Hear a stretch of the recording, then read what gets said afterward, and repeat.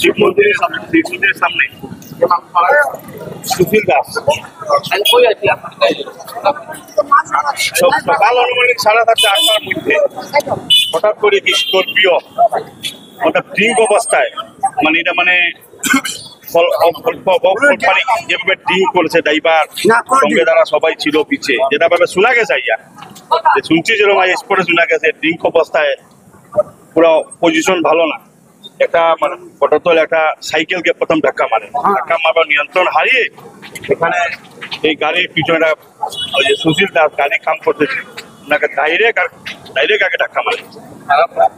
মারার পরে কি হয় মারার পর ডিসপন্ডেড হয়ে যায়। আজি পুৱাই মেহেৰপুৰ অঞ্চলত এটা দুৰ্ঘটনা হৈছে। ইয়াতে এখন স্কৰপিঅ গাড়ীয়ে এজন ব্যক্তিক খুন্দা লগাৰ পৰা ব্যক্তিজনৰ মৃত্যু হৈছে। গতিকে স্থানীয় লোকসকল মানে ইয়াত ওলাই আহিছিলে। ওলাই অহাৰ পাছত তেওঁলোকে ৰোড ব্লক কৰিছে আৰু কিছুমান দুষ্কৃতিকাৰী লোকে গাড়ীটো এটা স্কৰপিঅ গাড়ীখনক অগ্নিসংযোগ কৰিছিলে। আমি লগে লগে ফায়াৰ ছাৰ্ভিচৰ মানুহ মাতি ইতিমধ্যে জুই নুমাই দিছোঁ আৰু সকলো লোকৰ লগত আলোচনা কৰি আমি ইতিমধ্যে ৰাস্তাটো মুকলি কৰি দিছোঁ আৰু ভিক্টিম যিজন ডিচিজ বডি আছিলে সেইটো অলৰেডি আমি মেডিকেল কলেজলৈ আমি চেভ কৰিছোঁ আৰু পৰিয়ালবৰ্গৰ লগতো আমি আলোচনা কৰিছোঁ আৰু বৰ্তমান